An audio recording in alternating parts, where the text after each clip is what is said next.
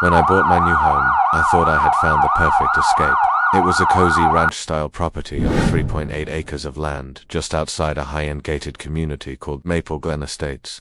Their houses were spotless, their lawns surgically trimmed, and their fences all painted the exact same shade of beige. My property, a charming little fixer-upper with a metal roof, a small chicken coop, and solar panels. It wasn't fancy, but it was mine and, most importantly, not part of the HOA. I confirmed it during closing, double-checked the maps and title, and even had it notarized. My land was not under HOA control. My backyard didn't even border their neighborhood. The nearest HOA property line was over 150 feet away. I was in the clear, or so I thought. 3 days after I moved in, a white Mercedes pulled up in front of my driveway. Out stepped a woman who practically screamed suburban dictator. Crisp blouse, tablet in hand, oversized sunglasses, and a name badge clipped to her sweater, Karen Rensley, HOA president. She walked up without introducing herself and said, "We'll need you to remove that tin shed's not compliant with our aesthetic standards." I raised an eyebrow. "I don't live in your HOA." She smiled like I'd just said something adorable. "Your property touches the visual zone of our community. That gives us extended aesthetic oversight." I blinked. Visual zone? Yes, it's in our guidelines. Properties visible from within our gates must maintain Maple Glen standards. I laughed. Good luck with that. She didn't find it funny. Over the next month, it became clear that Karen had made me her personal project. I started receiving notices from the Maple Glen HOA taped to my mailbox accusing me of violations like non-neutral paint colors, invasive landscaping, and my favorite, unauthorized poultry. Yes, the HOA had a problem with my chickens on my land. Then came the fake citations. I got a warning letter from Community Compliance stating I had 14 days to remove my firewood pile because it was a safety risk. Then came a demand to repaint my garage in Maple Glen Earth Tone 6. Each letter got more absurd. I spoke to an attorney who confirmed what I already knew. The HOA had zero authority over me, but they were trying to build a paper trail to sue me into submission. And then they did. One morning I received a formal complaint filed in small claims court.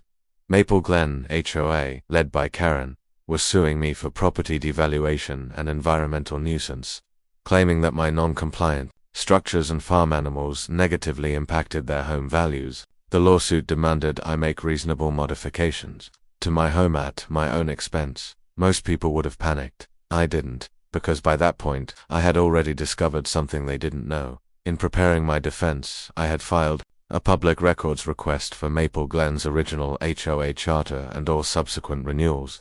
What I found was jaw-dropping. Maple Glen was established 21 years ago. Their HOA charter included a clause that required them to re-register and ratify their authority every 20 years through a vote of the property owners. But they hadn't. Their renewal deadline had passed 11 months ago. Legally, the Maple Glen HOA no longer existed. They were operating, collecting dues, issuing fines, and threatening people without any legal authority whatsoever. This was more than a technicality. It meant that every action they'd taken in the past year, including the lawsuit against me, was illegal.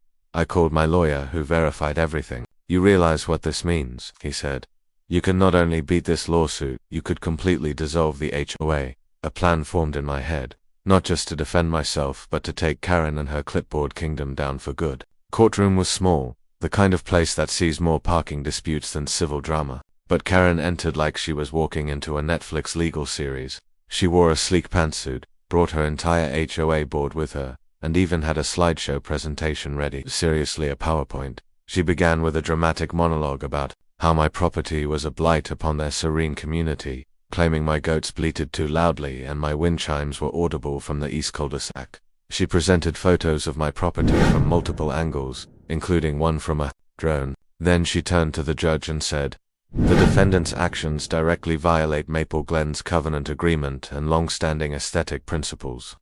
The judge asked, "Does the defendant reside within the Maple Glen subdivision?" Karen replied confidently, "He's adjacent to it, within our influence boundary." Then it was our turn. My lawyer stood and calmly handed the judge a single page, the expired HOA charter. He explained the ratification clause, the 20-year deadline, and the lack of any vote or filing. The judge's face tightened as he read. Then, with almost comedic calm, the judge looked at Karen and said, Ma'am, your HOA does not exist. This court will not hear claims from a non-existent legal entity. Case dismissed. Karen stood frozen. Her mouth moved, but no words came out. The judge continued, furthermore, any continued action on your part claiming to represent an HOA may expose you to civil penalties and state enforcement. It was over. In 3 minutes.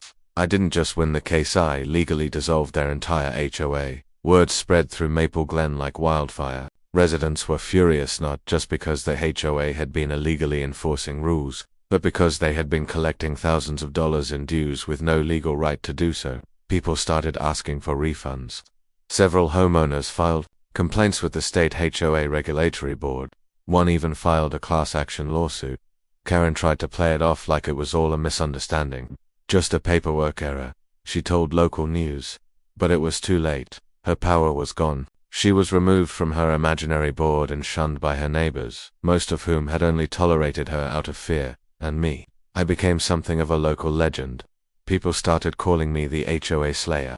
Strangers sent me messages thanking me. A local podcast even interviewed me for an episode titled How I Defeated the Suburban Tyrant. The best part, the old HOA signs were torn down within weeks. The gates leapt open permanently. Maple Glen went from a rule-obsessed hellhole to a relaxed, neighborly place because without Karen's reign of terror, people could finally breathe. Now, I live in complete peace. My goats roam freely, my chickens cluck happily, my wind chimes sing without fear. I added a second shed, painted it bright red just because I could. No more complaints. No more drone photos. Just the quiet satisfaction of knowing I beat the system. Karen moved 6 months. Later, rumor has it, to a condo in a retirement community with another HOA. I can only imagine how long that lasted. As for me, I still keep the expired HOA charter in a frame on my wall, a trophy of sorts. A reminder that some people use rules to control others, but with patience, knowledge, and a little legal firepower, you can flip the script. Let this be a lesson before you try to bully someone with fake authority. Check your own paperwork, because the quiet neighbor next door might just be the one who legally erases your empire in 3 minutes flat.